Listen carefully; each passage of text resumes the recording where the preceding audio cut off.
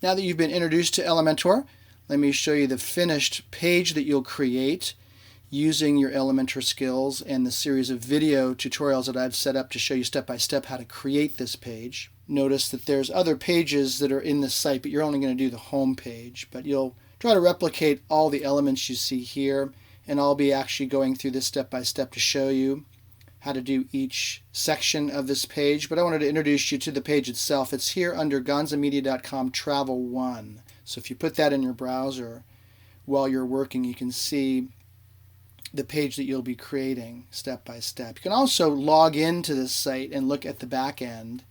Go ahead and type in after the Travel 1 WP-admin. That'll take you to the WordPress login page, and the credentials are going to be admin is the username, and then the password is admin, admin, admin 3 times, all lowercase.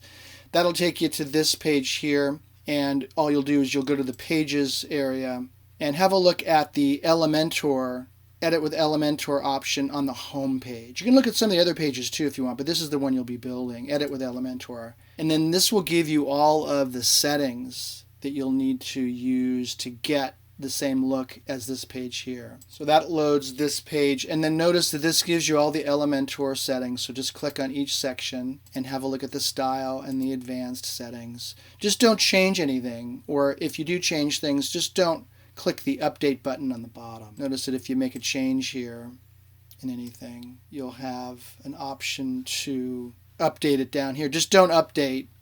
Escape out of that by going back to the dashboard or just clicking on another section.